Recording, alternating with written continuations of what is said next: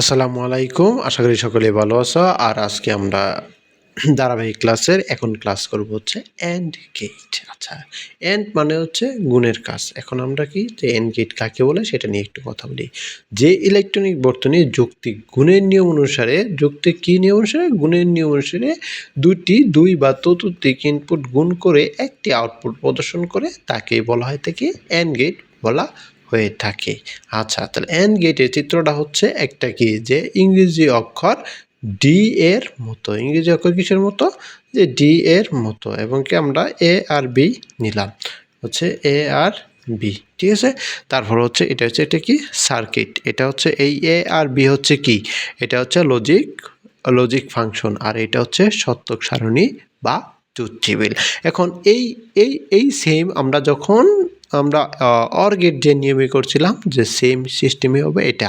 যখন এটা কি আছে এ আর বি, ইনপুট কি আছে এ আর বি, তার মানে এখানে আমাদের কি গড় হবে কয়টা বা আউটপুট হবে কয়টা, যেন 2 টু দি পাওয়ার n, তাহলে n এর সংখ্যা কত? যে 2, তাহলে 2 টু স্কোয়ার মানে হচ্ছে 4টা। আমাদের গড় লাগবে কয়টা?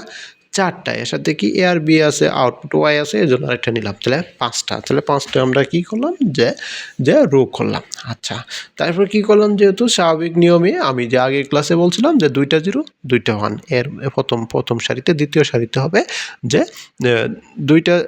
একটা 0 একটা 1, একটা 0 একটা 1। আচ্ছা, এখন যেহেতু আমাদের কি যে এটার ক্ষেত্রে হচ্ছে যে উভয় ইনপুট কি হতে হবে? যে 1 হতে হবে, না হলে কি যে আউটপুট 0 আসবে, ঠিক আছে। এখন আমরা একটু বাস্তব উদাহরণ দিয়ে দেখার চেষ্টা করি। যেহেতু এখানে কি আছে এ আর হচ্ছে বি, যেহেতু গুণ করতেছি, তো 0-র সাথে 0 গুণ করলে অবশ্যই কি হবে? 0 হবে। আবার দেখি তো এর মান যেহেতু আমরা কি নিলাম যে 0 নিলাম, বির মান কত? 1, তাহলে 0-র সাথে 1 গুণ করলে স্বাভাবিক নিয়মে চিন্তা করি তো 0ই তো হয় নাকি? তার মানে এটাও কি 0। আর দেখি আবার 1 এর সাথে যদি আমরা 0 গুণ করি তাহলে কি 0 আসতেছে। তারপর আবার 1 এর সাথে যদি 1 গুণ করি তাহলে আমাদের কি আসতেছে? যে 1ই আসতেছে। এটাই তো স্বাভাবিক নিয়ম নাকি? এখানে সার্কিটে কোনো ভয় পাওয়ার কিছু নেই, শুধুমাত্র সার্কিটটা বুঝলে হচ্ছে যে এটা অমুক সার্কিট, এটা তমুক সার্কিট। আচ্ছা, এখন আমরা বাস্তবে একটু উদাহরণে আমরা চিন্তা করি।